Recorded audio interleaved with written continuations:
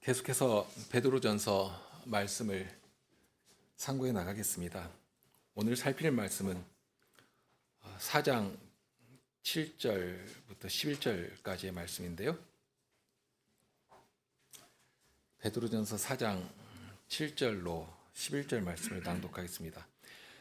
만물은 마지막이 가까웠으니 그러므로 너희는 정신을 차리고 근신하여 기도하라. 무엇보다도 열심으로 서로 사랑할지니 사랑은 허다한 죄를 덮느니라. 서로 대접하기를 원망 없이 하고 각각 은사를 받은 대로 하나님의 각양 은혜를 맡은 선한 청지기같이 서로 봉사하라. 만일 누가 말하려면 하나님의 말씀하는 것 같이 하고 누가 봉사하려면 하나님의 공급하시는 힘으로 하는 것 같이 하라. 이는 범사의 예수 그리스도로 말미암아 하나님이 영광을 받으시게 하려 함이니 그에게 영광과 권능이 세세에 무궁토록 있느니라. 오늘은 8절 말씀을 중심으로 해서 생각해 나가겠습니다.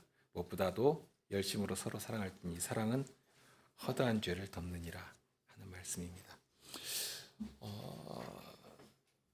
성도들에게 주신 능력이 어디로부터 나오는 것인가를 생각할수록 참으로 신비합니다. 분명 우리는 죽은 자처럼 살아갑니다.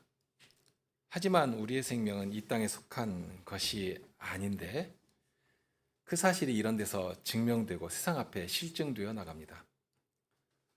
세상은 그런 우리를 보고 비방합니다. 자기들과 함께하지 않기 때문에, 자기들을 따르지 않기 때문에 이상히 여기고 대적합니다.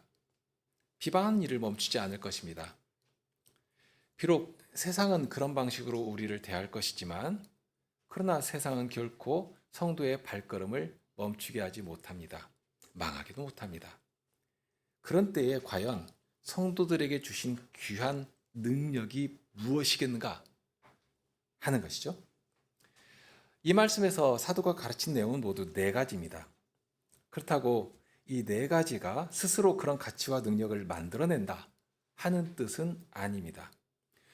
처음 7절에 나오는 기도만 해도 그렇습니다.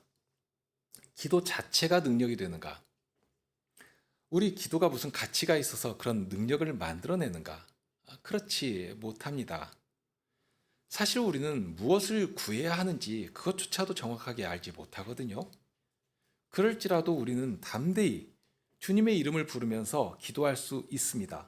그 이유가 무엇인가 하면 우리가 기도하기도 전에 이미 벌써 이 말할 수 없는 탄식으로 우리를 위해 부르짖고 계시는 성식께서 우리와 함께 하시기 때문입니다.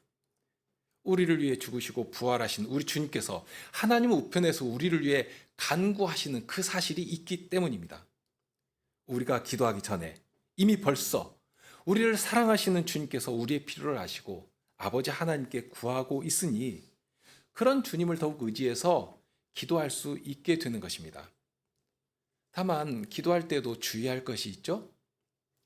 야고보서 4장 2절 말씀을 보면 너희가 욕심을 내어도 얻지 못하고 살인하고 시기하여도 능히 취하지 못하나니 너희가 다투고 싸우는도다. 너희가 얻지 못함은 구하지 아니하며 하십니다. 여기 왜 얻지 못한다고 하셨는가 하면 구하지 않기 때문이다 하고 말씀합니다. 하나님께서 무능하시니까 못 주시는 것인가? 아니면 힘이 없어서 못 하시는 것인가? 그렇지 않지 않습니까? 오히려 하나님께서 우리의 기도를 기다리시는 것이고 기도로서 우리와 교제를 나누기를 원하시는 것입니다. 그런데도 기도하지 않으면 어떻게 되겠는가 하는 것이죠. 뿐만 아닙니다. 2절 이어서 3절에 보면 또 다른 말씀도 알려주시는데요. 구하여도 받지 못함은 정욕으로 쓰려고 잘못 구함이니라. 그러니까 기도하는데 구하여도 받지 못하는 일이 있다 하는 것입니다. 그러면 왜 받지 못하느냐? 정욕으로 쓰려고 잘못 구하기 때문이다 하고 아주 분명하게 알려주십니다. 아무라도 구하면 들으시는가? 또는 무엇이라도 구하기만 하면 응답해 주시는가? 사람들은 치성이 하늘에 닿도록 열심히 구하면 이루어주신다 하고 말하는데 그런 식으로 기도하면 하나님께서도 우리의 정성을 받으시고 들어주시는가? 그렇지 않습니다. 심지어 어떤 기도는 가증히 여기는 기도도 있다 하고 알려주시는데요. 기도를 열심히 한다고 했는데 어떤 기도는 하나님 앞에서 가증한 기도가 되어버리는 것입니다. 잠언 28장 9절 말씀이죠. 사람의 귀를 돌이키고 율법을 듣지 아니하면 그의 기도도 가증하니라. 여기 가증하다는 말이 나오는데요. 이건 대단히 심각한 표현입니다. 이 가증하다는 말이 주로 어떤 곳에 쓰이는가 하면 우상 숭배에 대해서 쓰여지는 대표적인 단어거든요. 그러니까 우상 숭배가 하나님께 가증한 일이 됩니다. 하나님께서 어느 정도로 싫어하시는가 하면 끌어내서 죽여라 하고 말씀하실 정도로 경멸하시는 그런 죄입니다. 그런데 그런 동일한 표현을 여기 기도에 쓰셨단 말입니다. 얼마나 하나님께서 싫어하시는 일이 되는가. 실컷 기도한다고 대단한 열정과 정성을 다해서 기도를 했는데 그런데 정작 하나님께 가증하게 되어버리면 그냥 쓰는 숨 짓는 정도가 아니라 비웃으시고 진노를 내리실 만한 그런 기도가 되기도 한다는 것입니다. 그러면 그렇게 되면 어떻게 되겠습니까? 그러면 그런 기도를 실컷 하고서 망하는 것입니다. 기도하고 망하는 것입니다. 그런데 어떤 기도가 그렇다고 알려주시는가 하면 자기 귀를 돌이켜버리고 율법을 듣지 않으면 그렇게 된다 하고 알려주십니다. 무슨 대단히 어려운 그런 말씀이 아닙니다. 말 그대로 하나님의 뜻이 있고 기뻐하신 일이 무엇인지 오늘 또 우리 가운데 들려주십니다. 알려주십니다. 아무개야, 나는 이런 것을 기뻐한다 하고 알려주시는데 그런데 그 음성을 무시해버리는 것입니다.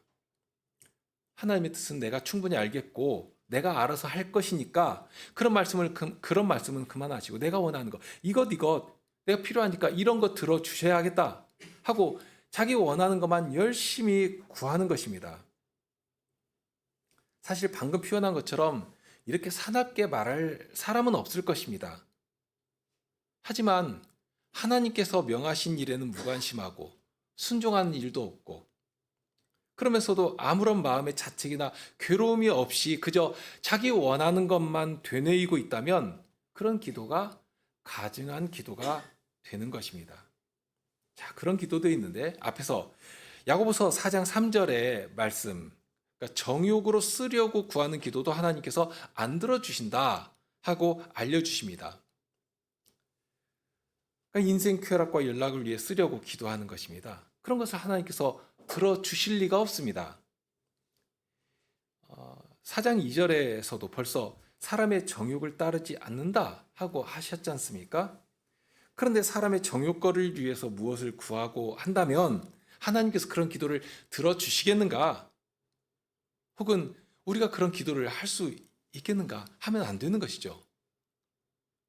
모르면 모르지만 알고서는 할 수 없는 것입니다. 자, 그런데 실상은 그렇게 하기가 참 쉽다 하는 말씀입니다. 그렇게 되면 안 됩니다. 기도하는 것 대단히 중요합니다. 필요합니다. 해야 합니다. 다만 그냥 기도하면 되는 것이 아니라 여기 7절 말씀처럼 정신을 차리고 근신하여서 기도해야 합니다. 맑은 정신으로 진리의 터 위에 서서 기도해야 하는 것입니다. 바울 사도는 로마서 12장 2절에서 이렇게 말씀합니다. 너희는 이 세대를 본받지 말고 오직 마음을 새롭게 함으로 변화를 받아 하나님의 선하시고 기뻐하시고 온전하신 뜻이 무엇인지 분별하도록 하라. 우리의 마음까지라도 새롭게 해주셨습니다. 그러면 그렇게 새롭게 해주신 그 지각을 가지고 명석하게 분별해야 합니다. 우리를 구원하시고 교회로 부르신 이유가 있습니다. 하나님과 사귐을 나누도록 하기 위해서입니다. 우리를 예배의 자리에 세워주시고 말씀을 전하며 듣게 하시고 성도의 거룩한 교통이 이루어지는 사회를 이루어가게 하셨습니다.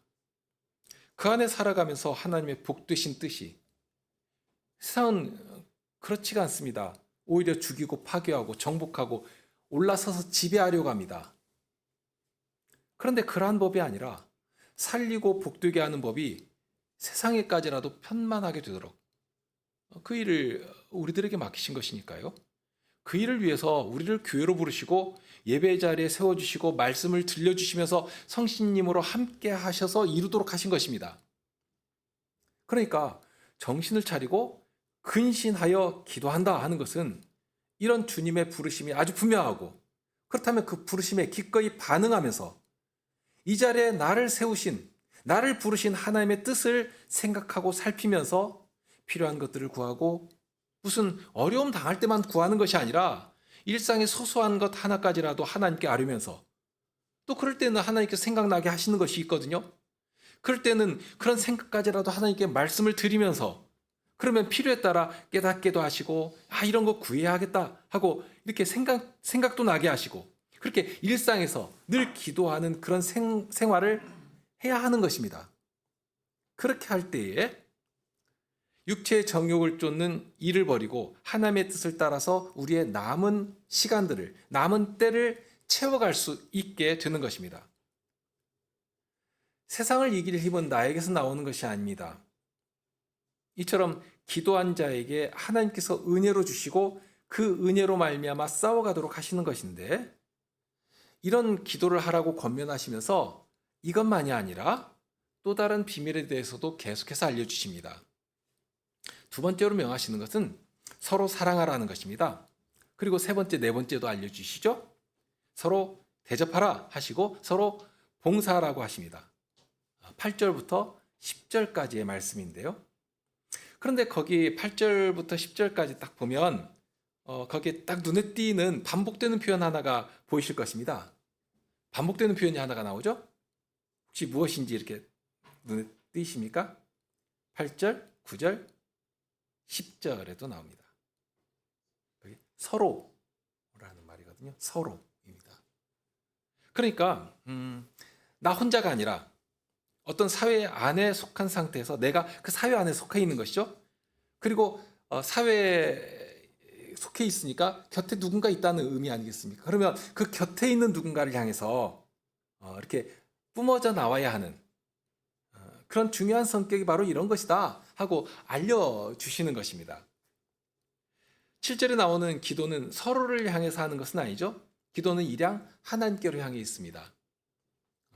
그와 비교할 때에 8절부터 이어지는 내용은 이제 수평적으로 내 곁을 향해서 살과 살이, 온기와 온기가 전해지는 그런 형제와 이웃을 향해서 움직이는 것이다 하고 말할 수가 있습니다. 그러니까 나를 어떤 사회 안에 두시고 그 사회 안에 살아가도록 하신 하나님의 부르심이 있는 것인데, 그런데 그런 관계 안에서 강력하게 나와야 할 중요한 성격이 무엇이냐? 그래, 그렇게 해야지만 앞에서 말씀하신 것처럼 육체의 정욕을 따라 살아가는 일반 사회와는 구별되는 거룩하고 복된 사유를 구현할 수 있게 될 것인데요. 이런 것들을 가지고 하나님의 이름을 높이고 그의 아름다운 덕을 선전하게 되는 것이기도 하고요. 사실 그렇기 때문에 7절 이 말씀을 시작하면서 7절 이하의 말씀을 시작하면서 7절에 기도부터 권면하신 이유가 바로 거기에 있습니다. 이어 나오는 사랑하는 것이나 대접하는 것이나 은사로 서로 봉사하는 것이나 이 모든 것의 뿌리에 기도가 있어야 한다 하는 의미이기도 합니다. 그 기도로 시작하게 한다 하는 점이 있고요.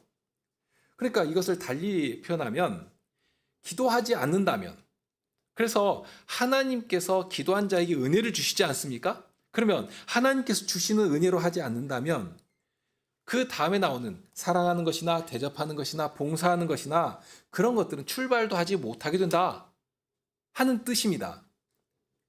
예를 들면 은사로 봉사하는 것도 그렇습니다. 무슨 받은 것이 있어야 봉사할 수 있지 않겠습니까? 하나님께서 우리에게 은혜를 주시고 그 은혜로서 봉사하도록 하신 것인데, 하나님께로부터 무엇 받은 것이 있어야 봉사하게 되는 것 아니겠는가 하는 것입니다. 만일 하나님께로부터 받은 은혜가 없다면 반드시 육체의 일이 나오게 되어 있습니다. 내가 열심으로 무엇한다고, 사랑한다고 하면서, 사랑은 고린도전서 13장 말씀 보면 모든 것을 참며 모든 것을 믿으며 모든 것을 바라며 모든 것을 견딘다 하고 말씀했는데요. 그런데 열정적으로 사랑한다고 하면서 파괴하고 무너뜨리고 지배하려고 하는 그런 세상의 가치만 잔뜩 만들어내고 마는 것입니다. 그러니까 사랑한다고 할 때도 딱 생각나는 것이, 과연 내가 어떻게 사랑할 수 있겠는가? 그런 때에 하나님께서는 그리스도로 보이신 사랑을 우리 앞에 딱 보여주시는 것입니다. 그런데 그 사랑을 알 때도 그렇습니다. 나는 그만한 사랑을 도무지 알 수도 없고 또 바르게 사랑할 수도 없고 그런 우리의 부족, 결핍 이게 너무나 크단 말입니다. 그러면 그런 현실, 그런 사실 앞에서 당장 주님 앞에 기도할 수밖에 없지 않게 되겠는가? 사랑하러 하셨는데 사랑이 안 된단 말입니다. 할 수가 없단 말입니다. 그러면 그런 자신의 약함을 보면서 회개하면서 사랑의 심정까지라도 주님께서 주지 않으시면 할 수가 없다는 그런 절박한 심정 가운데 주님께 기도할 수밖에 없다는 것입니다. 내가 사랑한다고 하면 그냥 사랑을 할 수 있는 것인가? 우리가 경험적으로도 어림없는 일이다 하는 거 다 알지 않습니까? 그러니 여기 명령하신 것처럼 서로 사랑하려고 한다면 그러면 기도부터 하지 않으면 안 되게 되는 것입니다. 기도로 시작해야 하는 것입니다. 자, 정리하면 여기까지. 사랑하는 것이나 대접하는 것이나 봉사하는 것이나 첫 출발을 어디서부터 하게 하시는가? 기도로 하게 하신다. 하는 아주 중요한 원칙 하나 말씀드립니다. 자, 기도가 그렇게 바탕에 깔려 있고요. 그러면서 이제 구체적으로 알려주시는 말씀들이 이어지죠. 그 다음에 처음 나오는 말씀이 사랑하라고 하십니다. 그러니 이제 이 사랑을 위해서 기도하면서 서로 사랑해야 마땅합니다. 그렇게 되어야 하는 것입니다. 자, 순서도 중요하고요. 내용도 중요하고 모두 중요합니다.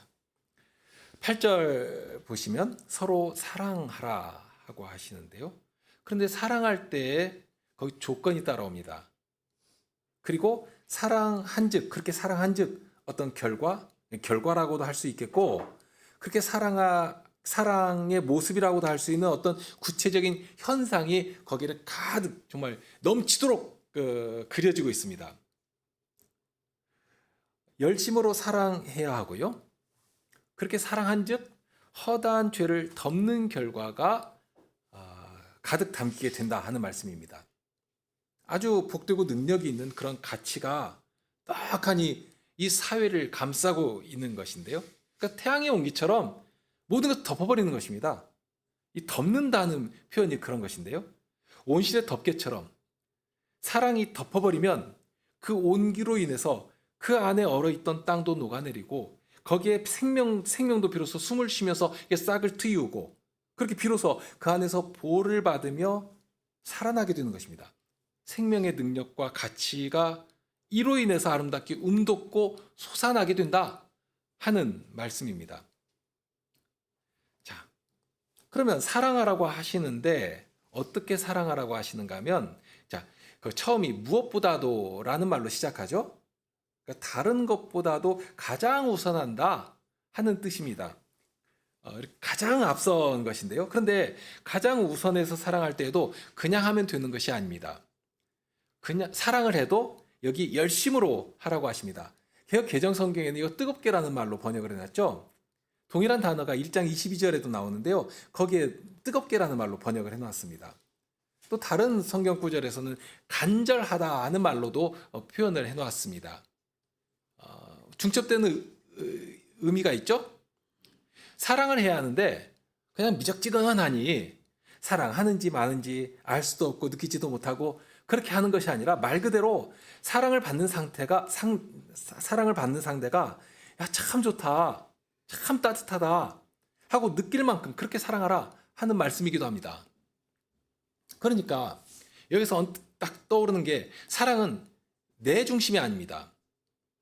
서로 사랑하라고 하셨으니까 상대에게로 중심이 가 있습니다.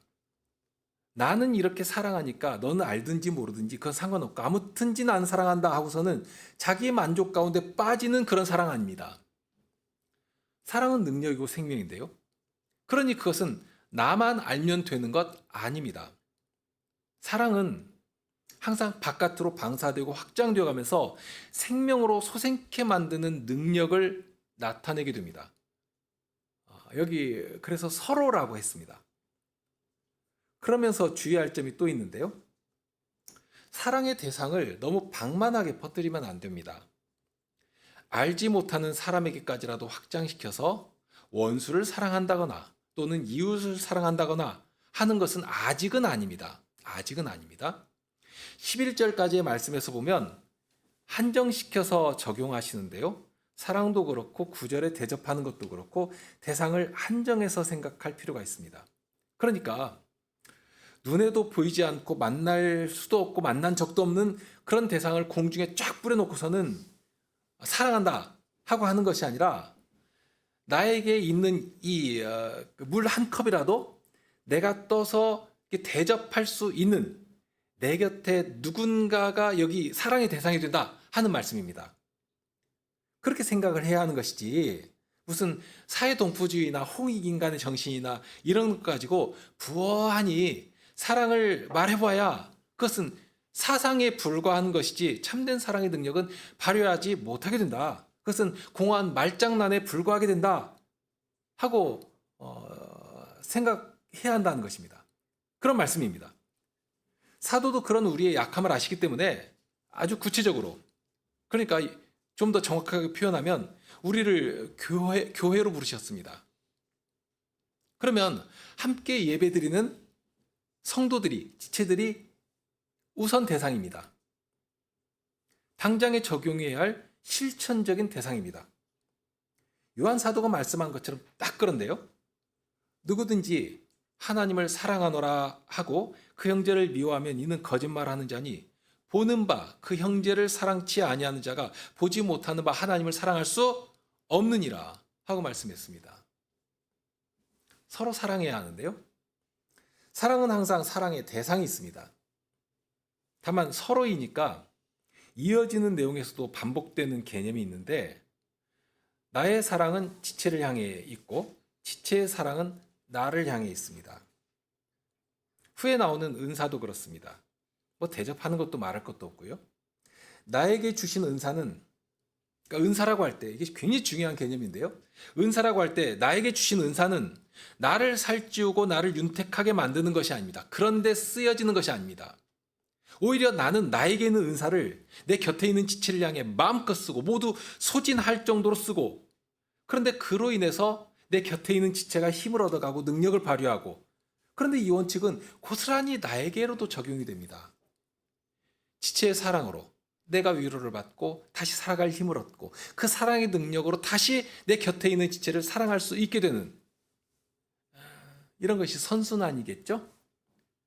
사랑은 이렇게 모든 지체를 살리고 생명의 능력으로 감싸 안으면서 세워져 가도록 만듭니다. 자, 그러니 우선 생각할 것이 있는데, 사도가 말씀하는 사랑은 일방이 아닙니다. 그러면서 상대를 우선해서 생각하도록 합니다. 자칫 내가 이렇게 사랑하는데 왜 내 마음을 몰라주느냐 하고 지체를 탓할 것이 아닙니다. 준비가 안 되었다면 받는 사람도 주는 사람도 아직 아닌 것입니다. 그런 때 예수님의 본이 참 중요한데요.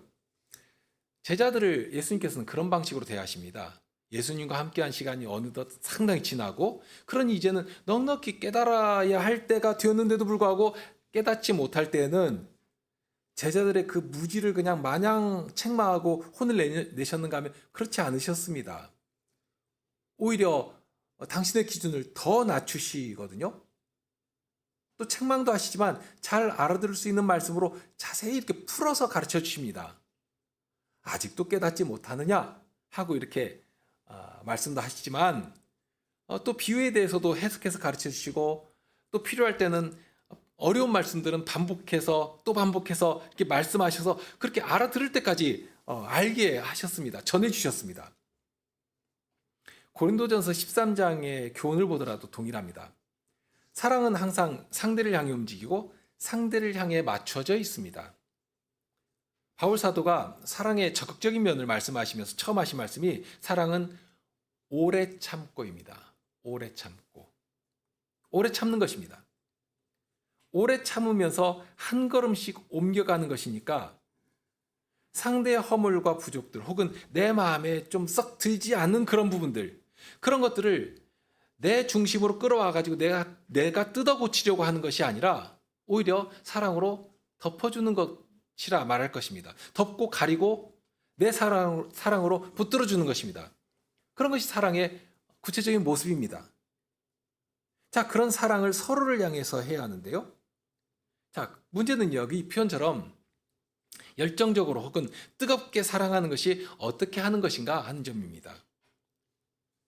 나는 정말 대단히 뜨겁게 사랑을 해서 곁에 있는 사람이 나의 이 사랑을, 나의 이 열정적인 사랑을 좀 알았으면 좋겠는데, 그렇게 알도록 전해주고 싶은데, 그런데 문제는 나만 뜨겁고 나만 좋으면 안 되지 않습니까? 분명 앞에서부터 서로라고 했으니까요. 그러니 열심으로 사랑한다고 해도 어떻게 하는 것이 뜨겁게 사랑하는 것인가 하는 것을 알아야 하겠다는 것입니다.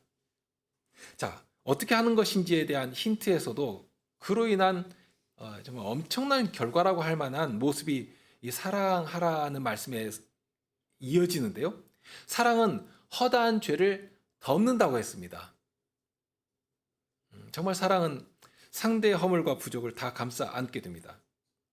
이것은 부모가 자식을 대할 때의 모습을 생각해 보면 어렴풋이 이렇게 답이 떠오르는데요. 자식이 부족하고 자식이 못난 짓을 합니다. 그러면 혼을 내기도 하겠지만, 그러면서도 부모의 심정에는 당장에 이것이 다 내 잘못같이 여겨집니다. 자식이 비틀어지기라도 하면 속이 상해서 막 험한 말도 하겠지만 결국 모든 것이 자기 잘못 같거든요. 그러니 정말 하나님 앞에서 자기 가슴을 치며 부르짖게 되는 것입니다. 그것이 사랑이고요. 덮는다고 했습니다. 고린도전서 13장의 말씀처럼 모든 것을 참으며 모든 것을 믿으며 모든 것을 바라며 모든 것을 견딘다고 하는, 그러니 사랑의 대상이 가진 결핍이나 부족함이나 연약함이나 이런 것들조차도 그 사람의 잘못이 아니라 오히려 내가 감당해야 할 나의 연약처럼 느끼게 된다 하는 것입니다. 다만 이제 덮는다고 했는데요. 여기 허물이나 약함이나 이런 것을 덮는 정도라면 그런 정도면 할 수 있겠다 하고 생각하기도 합니다. 그런데 덮는데 무엇을 덮는다고 했는가 하면 죄를 덮습니다. 그것도 허다한 죄를 덮습니다. 그러니까 아주 너저분한 죄가 막 그냥 악취가 막 풍겨나는 그런 죄가 가득 널려 있는 그런 죄를 사랑으로 덮어버린다 하는 그런 뜻의 말씀을 하는 것입니다. 좀 생각이 주춤거리지 않습니까? 당장에 드는 생각이 내가 어떤 사랑을 해야 그런 능력을 발휘할 수 있겠는가? 어떻게 사랑을 해야 그런 사랑을 할 수 있겠는가? 하는 그런 의문이 좀 들지 않습니까? 형제의 잘못을 7번이라도 용서하면 되는 것인가? 사실 7번은 그만두고 3번만 잘못해도 당장 욕부터 나올 것입니다. 그렇죠? 그런데 예수님은 무려 70번씩 7번이라도 하라고 하셨거든요. 이 말씀은 말 그대로 완전히 받아주고 완전히 덮어버리라 하는 그런 말씀입니다.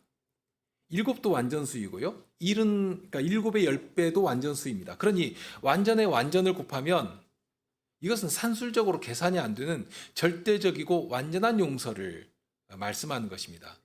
그런 용서를 사람이 할 수 있겠는가 하는 것이죠. 하물며 나에게 잘못한 어떤 허물과 죄에 대해서도 용서한다 하는 것이 그만큼 어렵고 힘든 일인데, 그런데 여기서 덮는 것이 무엇인가 하면 죄입니다. 그러면 본질적으로 내가 무슨 죄를 덮을 만한 그런 자격이 있는가 또는 그만한 능력이 있는가 하는 것입니다. 이거 본원적인 것입니다. 아주 쉬운 예를 들 수가 있는데, 어떤 사람이 강도짓을 하다가 아주 사람을 크게 다치게 만들었습니다. 그러면 이제 잡혀가지고 법원에 가서 판결을 받을 것인데요. 그런데 제가 그 사람을 딱 만나가지고 당신은 죄에 대해서 책임을 질 필요가 없습니다. 내가 용서해 주겠으니까 그냥 가십시오 하고 떠들면 어떻게 되겠습니까?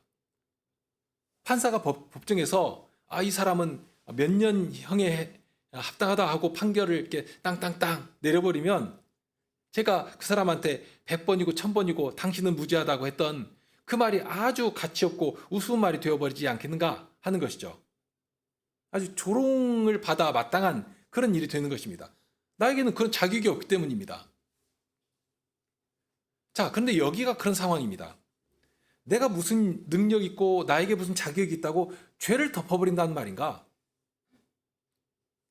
그런데 이 말씀을 좀 주의해서 보시죠. 사도는 허다한 죄를 덮어라 하고 말씀하지는 않습니다. 내가 아무리 죄를 덮겠다고 떠들고 다녀도 사소한 죄 하나라도 덮어지겠는가? 덮을 수 있겠는가? 어림없는 이야기입니다. 그런데 사도는 우리가 사랑하면, 서로 사랑하면 나는 그것을 의도하지 않았을지라도 또는 나에게는 그만한 능력도 자격도 없는데, 분명 없습니다. 그런데 우리가 서로 사랑하면 우리 안에서 이루어지는 이 사랑이 우리에게 있는 허다한 죄를 덮어버리는 그런 능력을, 그런 결과를 능히 만들어내게 되는 것이다 하고 알려주시는 것입니다. 얼마나 놀랍고 정말 찬탄에 맞지 않는 귀한 결과입니까? 내가 무슨 능력이나 그만한 자격이 있다고 한 사람의 죄라도 용서하고 덮을 수 있겠는가? 그런데 여기 우리에게서 우러나고 기능하는 이 사랑이라고 하는 것이, 그 사랑이 우리 안에서 서로를 향해서 뜨겁게 열성적으로 나오면, 그런 사랑이 서로에게로 오고 가는 그 사회에서 죄가 사라지고 죄의 권능이 소멸되고 죄의 가치가 움직일 수가 없게 되는 그런 놀라운 능력을 나타내는 것이다 하고 알려주시는 것입니다. 그러니까 사랑이 이루는 것입니다.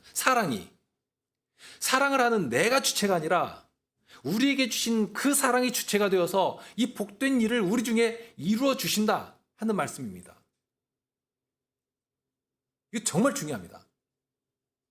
그러니 여기 주의할 것은, 죄를 덮는 것은, 여기 죄는 우리 개인의 어떠한 죄에 대한 구체적인 항목이 아닙니다.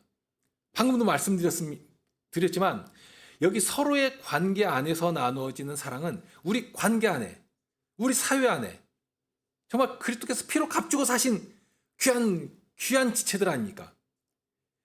그러니까 이 교회 안에 더럽고 추한 죄의 강력한 도모가 모두 제압되고 무기능하게 만들어지고, 그렇게 만들어버리는 그 능력, 그 생명의 능력이죠. 악한 자 마귀가 뿌려놓은 그 가라지까지라도, 죄의 교묘한 그 간교한 움직임까지라도 사랑이 덮어버리고, 그러니 더 이상 기능을 하지 못하도록 사랑의 능력으로 눌러버리는 것입니다. 제압해버리는 것입니다. 소멸시켜버리는 것입니다. 이 안에 있다는 티도 내지 못하도록 덮어버리는 것이죠. 그러면 어떻게 그런 복되고 영광스러운 일이 일어나겠는가 하는 것입니다. 과연 이 사랑이 무엇이기에? 많은 증거들이 있지만 결론적으로 말씀드립니다. 이 출발이 우리에게서 나오는 것이 아닙니다. 요한 사도가 전한 말씀이 있습니다. 요한복음 13장 34절의 말씀을 보면, 새 계명을 너희에게 주노니 서로 사랑하라. 내가 너희를 사랑한 것 같이 너희도 서로 사랑하라. 너희가 서로 사랑하면 이로써 모든 사람이 너희가 내 제자인 줄 알리라. 또 15장 12절에 보면 이렇게 말씀하시죠. 내 계명은 곧 내가 너희를 사랑한 것 같이 너희도 서로 사랑하는 이것이니라. 요한사도는 요한일서 4장 9절의 말씀을 이어서 하십니다. 정말 이 말씀 앞에서는 우리의 옷깃을 여밀 수밖에 없는데요. 하나님의 사랑이 우리에게 이렇게 나타난 바 되었으니 하나님이 자기의 독생자를 세상에 보내심은 저로 말미암아 우리를 살리려 하심이니라. 사랑은 여기 있으니 우리가 하나님을 사랑하는 것이 아니요 오직 하나님이 우리를 사랑하사 우리 죄를 위하여 화목제로 그 아들을 보내셨음이니라. 베드로전서 4장 1절을 시작하면서 사도가 한 말씀이 있습니다. 그리스도께서 이미 육체의 고난을 모두 받으셨다고 했습니다. 모두 받으셨습니다. 요한일서의 말씀에서 바로 그 사실의 분명히 증거되지 않습니까? 자기의 독생자를 보내심은 왜 보내셨는가? 저로 말미암아 우리를 살리려 하심이라고 하십니다. 그러면서 바로 이것이 사랑이다 하고 알게 하시는데, 우리를 사랑하사 우리 죄를 위하여 화목제로 그 아들을 보내신, 하나님께서 당신의 아들을 아끼지 아니하시고 우리를 위해서 화목제물로 내어주신 것입니다. 하나님의 사랑이 바로 이런 것입니다. 이 사랑을 우리에게 보여주면서 이 사랑에 반응하도록 하시는 것입니다. 바로 여러분이 그 사랑에 사로잡힌 자들이고요. 이 사랑에 붙들려 사는 자들입니다. 그리스도께서 고난을 받으신 결과 육체의 죄까지라도 그친 것인데요. 1절에 그렇게 알려주셨지 않습니까? 바로 그 증거가 서로 사랑하는, 하나님께서 우리를 어떻게 사랑하신 그 사랑에 사로잡혀서 그 사랑에 반응하는 자들이 서로 사랑할 때,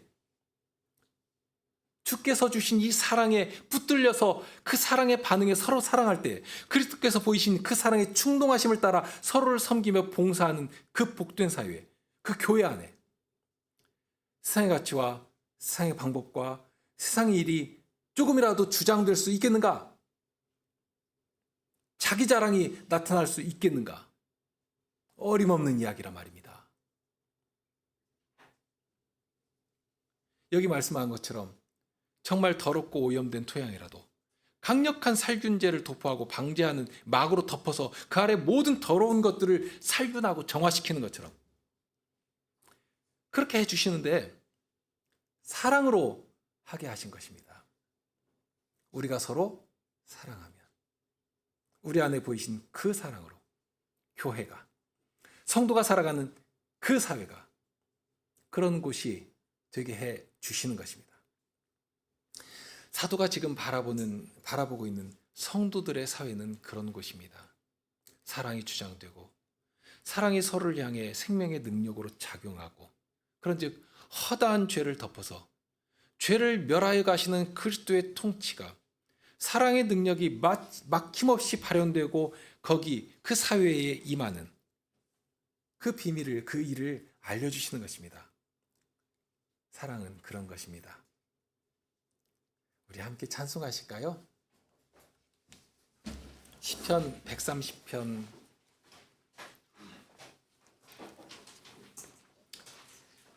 2, 3, 4절입니다. 130편 2절로 4절까지입니다.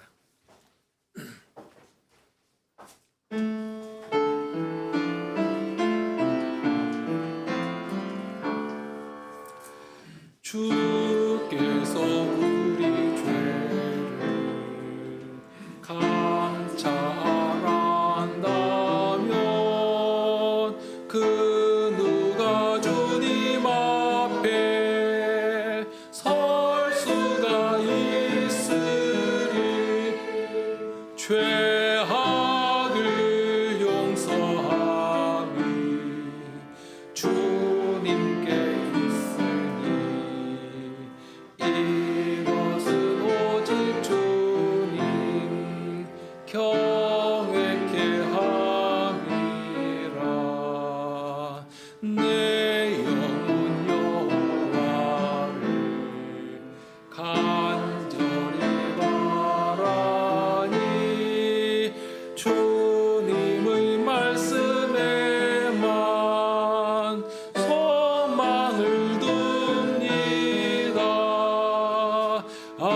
아침을 기다리는 파수꾼보다도 내 영혼 더 간절히 주님만 바라네. 주 백성 이스라엘아 여호와 바라라. 그분께 참된 인자 구속함이 또다. 여호와 주 하나님 구속해 주시리. 이스라엘 죄악들을 다 속량하시라.